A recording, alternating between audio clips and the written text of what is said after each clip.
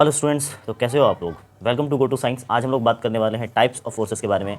जैसा कि आप सबको पता है कि लास्ट लेक्चर में हम लोगों ने बात किया था कॉन्सेप्ट्स ऑफ फोर्स के बारे में और फोर्स के डिफरेंट चीज़ें से इफेक्ट ऑफ फोर्स के बारे में, फोर्स के SI यूनिट, फोर्स की पूरी जो सारी चीज़ें, जो सारे इन्फॉर्मेशन थे इस चैप्टर से रिलेटेड, वो मैंने आपको बेसिक इन्फॉर्मेशन दे दिया था फोर्स के बारे में। आज हम लोग पढ़ने वाले हैं टाइप्स ऑफ फोर्सेस के बारे में। जैसा कि आप देख सकते हो यहाँ पे लिखा हुआ है types of forces.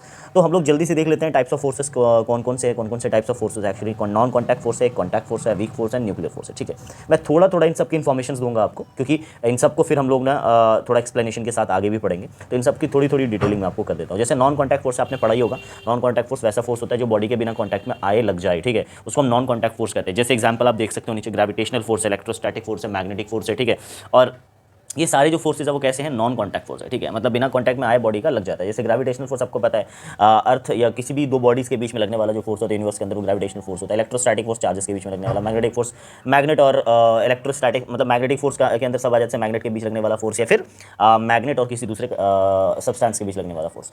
Contact force क्या होता है? कॉन्टैक्ट फोर्स का मतलब जब दो बॉडी आपस में कॉन्टैक्ट में आए तब जो फोर्स लगता है उसको हम बोलते हैं कॉन्टैक्ट फोर्स। ठीक है, तो कॉन्टैक्ट फोर्स के अंदर क्या आता है, जैसे एग्जाम्पल के तौर पर मैंने आपको समझाया, जैसे टेंशन फोर्स कॉन्टैक्ट फोर्स है। आपको अभी आज ही इसी क्लास में आपको थोड़ा सा इन्फॉर्मेशन में दूंगा एक्सप्लेन करके टेंशन के बारे में, तो टेंशन नहीं लेने का।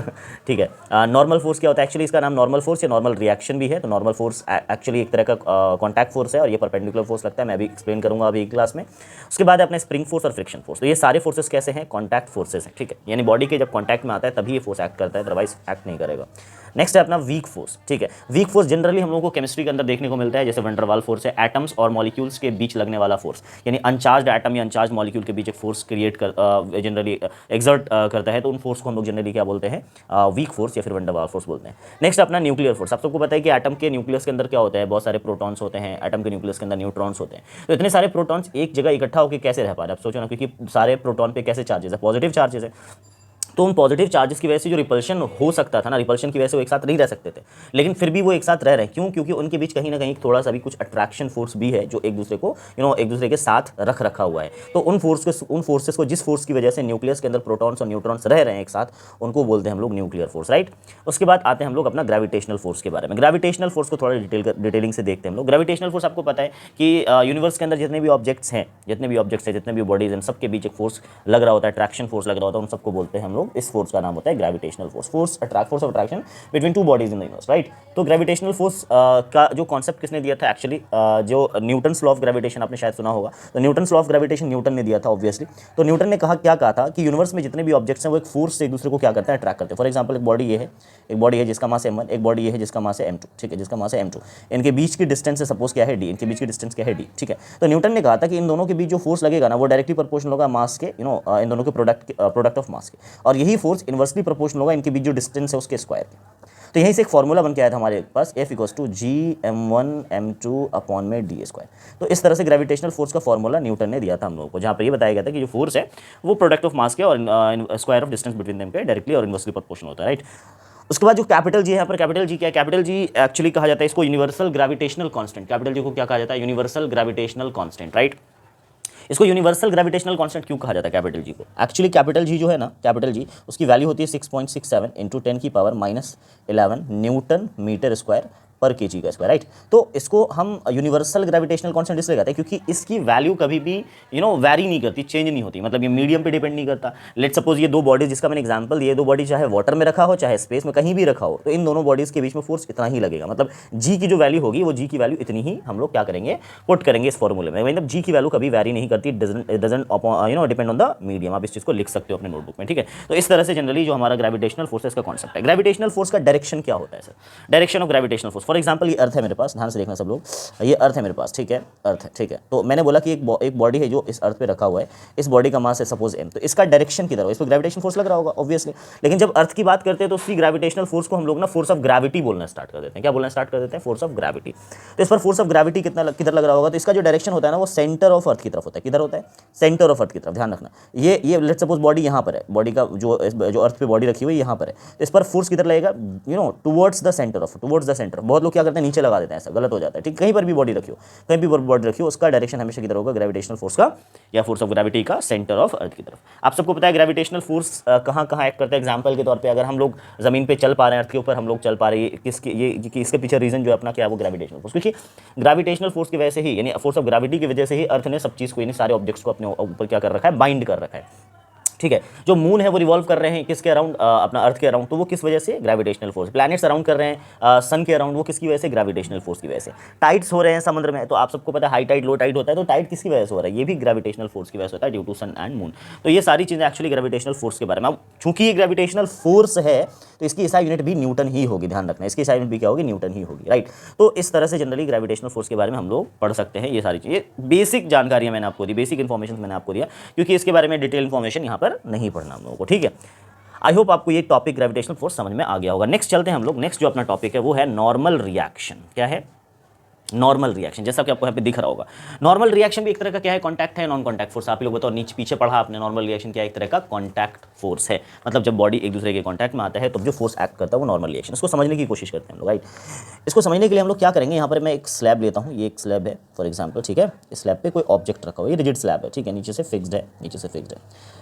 इस पर कोई बॉडी ऐसे रखी हो, टेबल समझ लो, स्लैब मतलब क्या, कोई टेबल समझ लो, टेबल पे एक ऐसा बॉडी रखा हुआ मास m का, ठीक है, बॉडी रखा हुआ है। तो आप बताओ मुझे कि ये बॉडी इस बॉडी पर नीचे की तरफ क्या लग रहा होगा, ऑब्वियसली mg लग रहा होगा। इस बॉडी पर क्या लग रहा होगा, नीचे की तरफ mg, राइट, ग्रेविटेशनल फोर्स लग रहा होगा, ठीक है। अच्छा, इसकी वेट की वजह से। उसके बाद ये जो सरफेस है नीचे, अब आप खुद सोचो कि ये बॉडी नीचे mg लग रहा है, नीचे एक फोर्स लग रहा है, तो ये गिर क्यों नहीं जा रहा, आप सोचो ये गिरता क्यों नहीं है। क्योंकि आप बोलोगे सर क्योंकि इस टेबल ने, स्लैब ने इस बॉडी को बैलेंस कर रखा है, ऊपर की तरफ क्या कर रखा है, बैलेंस कर रखा है। मतलब अगर ये बॉडी इस स्लैब पे एक फोर्स लगा रहा है नीचे की तरफ mg, तो यानी ये भी जो है क्या कर रहा होगा, ये क्या कर रहा होगा, इसको बैलेंस करने के लिए ऊपर की तरफ एक फोर्स लगा रहा होगा। और इस ऊपर की तरफ लगने वाला जो फोर्स है ना, ऊपर की तरफ जस्ट परपेंडिकुलर डायरेक्शन में, जस्ट परपेंडिकुलर डायरेक्शन में, तो इसी फोर्स का नाम होता है बच्चों जनरली क्या होता है, नॉर्मल रिएक्शन। तो नॉर्मल रिएक्शन की एक चीज आपने देख ली कि ये हमेशा सरफेस के परपेंडिकुलर होगा। और ध्यान रखना, जब दो बॉडी आपस में कांटेक्ट में होगा ना, तो एक बॉडी नॉर्मल रिएक्शन लगा रहा होगा तो दूसरी बॉडी भी नॉर्मल रिएक्शन लगाएगी दूसरे पर। mg तो लग ही रहा है, ये mg क्या कांटेक्ट की वजह से लग रहा है, आप बताना मुझे, क्या ये mg कांटेक्ट की वजह से लग रहा है, नहीं सर, ये mg तो ग्रेविटेशनल फोर्स ही नहीं, तो अर्थ की वजह से लग रहा है ना। लेकिन इनके बीच जो कांटेक्ट है, एक दूसरे के सरफेस में जो कांटेक्ट आया है, तो ये कांटेक्ट, इसका कांटेक्ट इस पे एक फोर्स क्रिएट कर रहा होगा और इसका कांटेक्ट इस पे एक फोर्स क्रिएट कर रहा होगा। तो कहने का मतलब क्या है कि ये दोनों एक दूसरे पर क्या कर रहा है, एक नॉर्मल रिएक्शन फोर्स लगा रहा है। नॉर्मल रिएक्शन क्या है, एक तरह का कॉन्टैक्ट फोर्स।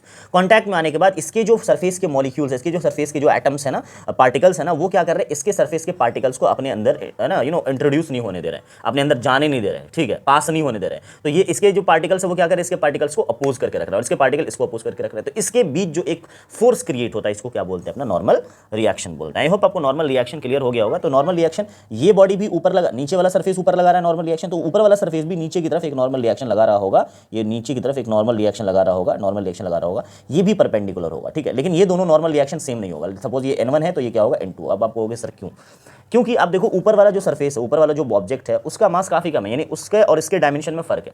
ऊपर जो एक छोटा सा ऑब्जेक्ट है जो एक टेबल पे फोर्स लगा रहा है, यानी टेबल पे एक नॉर्मल रिएक्शन लगा रहा है, तो ऑब्वियसली वो कम होगा। लेकिन ये जो बड़ा वाला ऑब्जेक्ट है, बड़ा वाला जो ऑब्जेक्ट है, यानी बड़ा वाला जो टेबल है, इसका पूरा सरफेस मिल करके क्या लगा रहा है, इस बॉडी पर फोर्स लगा रहा है। तो ऑब्वियसली दोनों n1 और n2 डिफरेंट, सेम नहीं होंगे, नहीं डिफरेंट होंगे।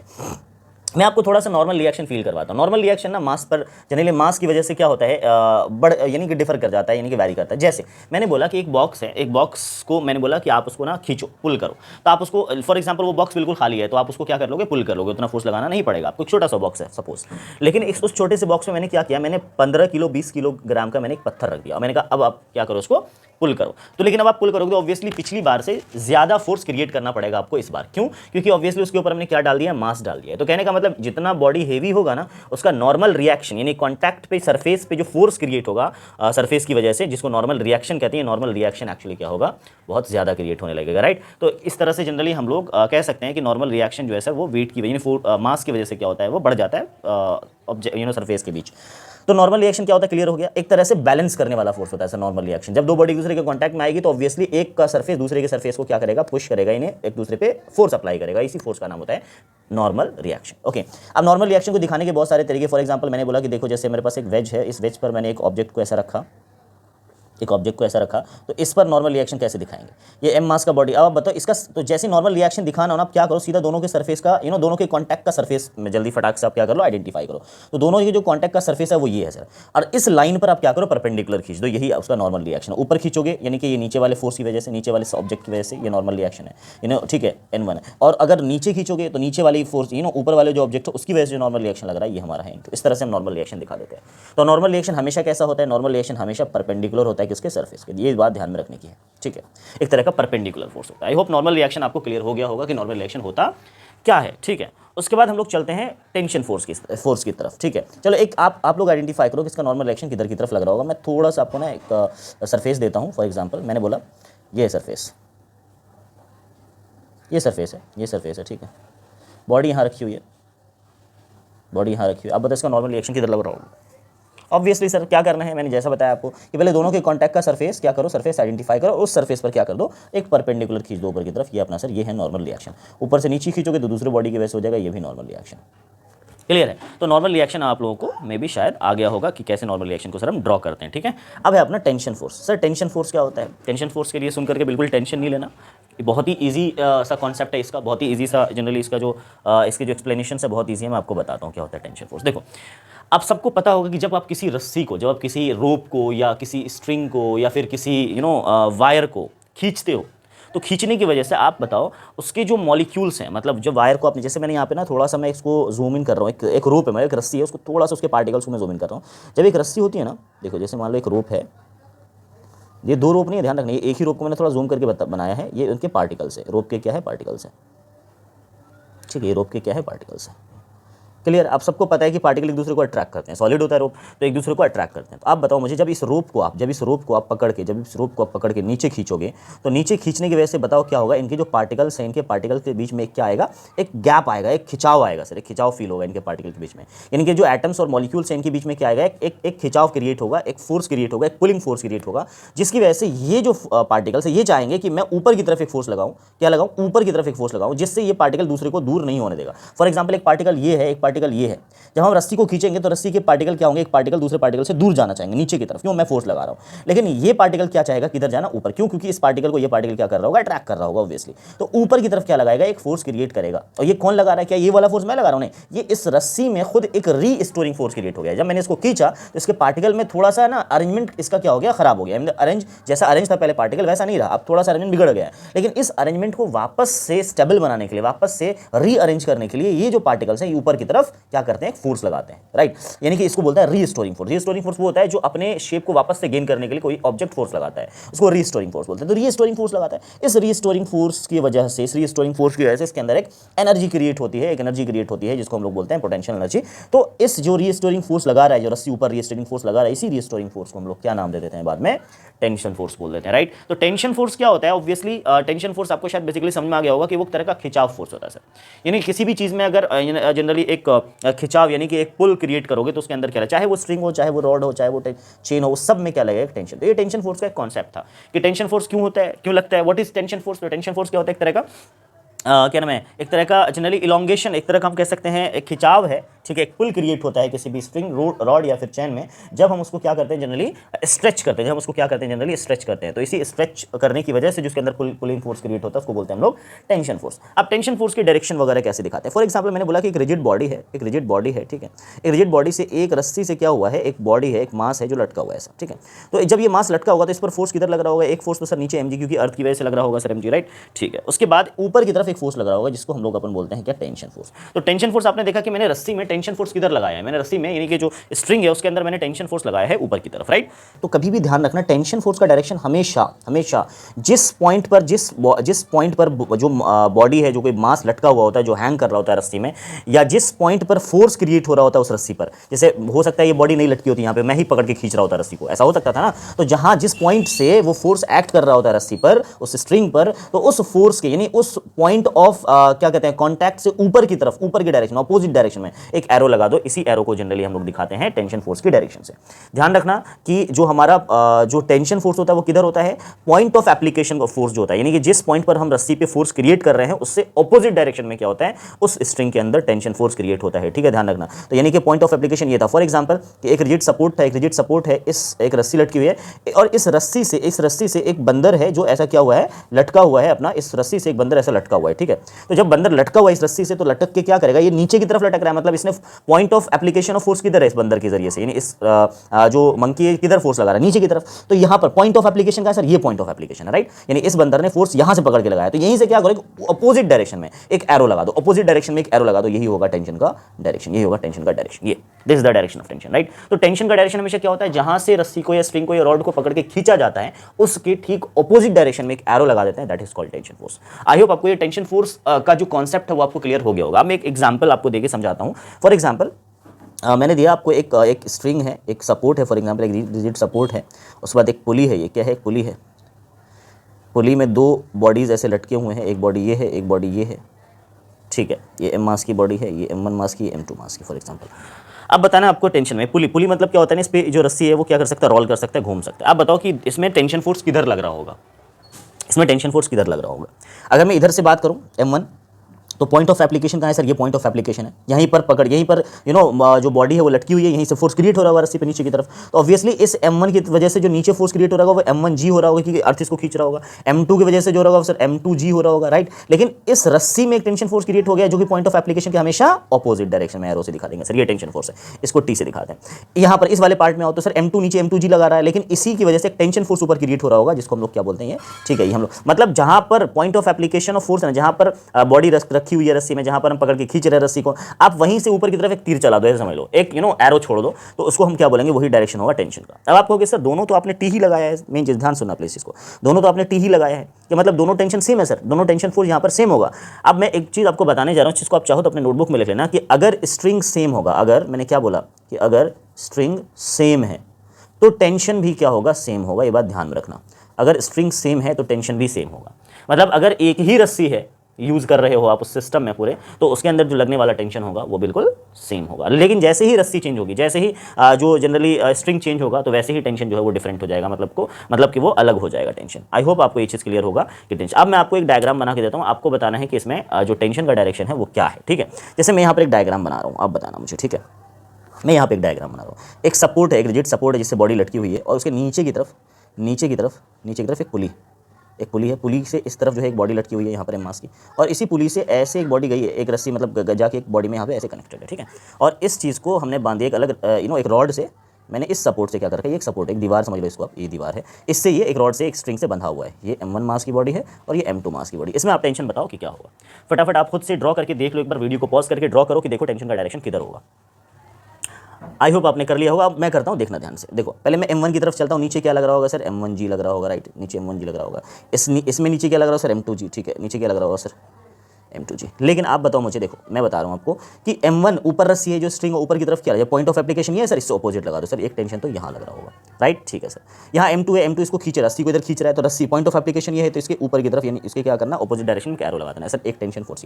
क्या ये दोनों T, एक बार चेक कर लो, क्या ये दोनों T सेम होगा, तो चेक करना पड़ेगा क्या स्ट्रिंग सेम है। यस, तो देखो स्ट्रिंग ये सर ऐसे ये सेम स्ट्रिंग है सर, सेम स्ट्रिंग का मतलब दोनों टेंशन क्या होगा सर, सेम होगा। अब यहाँ पर इस वाले में बात करते हैं सर, M2 क्या कर रहा होगा, इस रस्सी में एक टेंशन क्रिएट कर रहा होगा क्योंकि रस्सी इधर खींच रही होगी इस M2 बॉडी की वजह से। तो M2 बॉडी कहाँ पर, point of application of force किधर है, M2 के लिए किस पॉइंट पर फोर्स क्रिएट कर रहा है M2, तो इस पॉइंट पर। अब इस पॉइंट से ऑपोजिट डायरेक्शन में एक एरो खींच दो सर, ये टेंशन हो जाएगा, लेकिन ये टेंशन अलग होगा सर, इसको T डैश बोल देते हैं। क्यों, क्योंकि ये रस्सी यानी स्ट्रिंग चेंज हो चुकी है। देखो ये रस्सी अलग थी और ये स्ट्रिंग अलग है, यानी कि रॉड जो भी है वो अलग है। इसी तरह से यहाँ पर दीवार भी तो खींच रहा होगा इस रस्सी को, दीवार से बंधा हुई रस्सी, तो यहाँ भी एक टेंशन क्रिएट हो रहा होगा। दीवार क्या करेगी इधर, तो दीवार का point of application of force ये है, तो इधर के ऑपोजिट डायरेक्शन में एक फोर्स लगा दो, यानी कि ये इसके दीवार की तरफ से टेंशन फोर्स हो गया सर। तो जहां से आप सोच रहे हो ना, जहां से आप टेंशन फोर्स पता करना चाह रहे हो उसके ऑपोजिट डायरेक्शन में, जहां से आप यानी जहां बॉडी लटकी हुई है, जहां आपने रस्सी को पकड़ रखा है, उसके ऑपोजिट डायरेक्शन में क्या होता है, टेंशन होता है। ये दोनों टेंशन T डैश होगा। क्यों, क्योंकि सर रस्सी यानी स्ट्रिंग सेम है। आई होप आपको टेंशन फोर्स क्लियर हो गया होगा कि टेंशन फोर्स एक्चुअली होता क्या है। अब मैं एक क्वेश्चन दे रहा हूँ आपको, जिसका आपको कमेंट सेक्शन में फोटो खींच के जैसे भी हो आप उसका आंसर अपलोड करने की कोशिश करना, ठीक है, और खुद से भी प्रैक्टिस करने की कोशिश करना। एक सपोर्ट है जिससे ना एक पुली ऐसे लटकी हुई है, एक पुली ऐसे लटकी हुई है, एक सपोर्ट है जिससे एक पुली ऐसे लटकी हुई है, ठीक है, एक पुली ऐसे लटकी हुई है, जिससे क्या है, एक रोप है, एक रोप जो इधर की तरफ ऐसा आया हुआ है, ठीक है। इस रोप से एक बॉडी तो यहाँ हैंगिंग है जिसको हम M1 बोल देते हैं, और इस रोप में क्या है, इस रोप से मैंने क्या किया, एक और पुली को बांध रखा है, और इस पुली पे मैंने दूसरी रस्सी यानी कि एक दूसरी रोप को मैंने क्या किया है, हाथ से क्या किया है, यहाँ से इसको मैंने लगा दिया है, और यहाँ से मैंने 2 बॉडीज़ को यहाँ पर इसको हैंग कर दिया है, 2 बॉडीज़ को हैंग कर दिया, ठीक है। ये M1 है सपोज, ये M2 हो जाएगा, तो ये क्या हो जाएगा अपना M3 हो जाएगा, ठीक है। आपको कमेंट सेक्शन में कमेंट करके बताना है इन सारे जो स्ट्रिंग्स हैं इन पर टेंशन फोर्स किधर किधर क्रिएट हो रहा होगा, ठीक है। कमेंट सेक्शन में लिखना मत भूलिएगा। आई होप आपको ये सारी चीज़ें समझ में आ गई, ठीक है। मिलते हैं हम लोग नेक्स्ट वीडियो में। आई होप आपको लेक्चर अच्छा लगा होगा, चीज़ें समझ में आएंगे। बाकी कोई प्रॉब्लम हो, कोई ऐसी बात कहनी हो तो आप मुझे कमेंट सेक्शन में कमेंट करके बता सकते हैं। वीडियो अच्छा लगा हो, लेक्चर अच्छा लगा हो, समझ में आया हो तो प्लीज़ हमारे वीडियो को लाइक कर सकते हैं और हमारे चैनल को सब्सक्राइब कर सकते हैं। मिलते हैं नेक्स्ट वीडियो में, तब तक के लिए थैंक यू सो मच, पढ़ते रहिए, थैंक यू।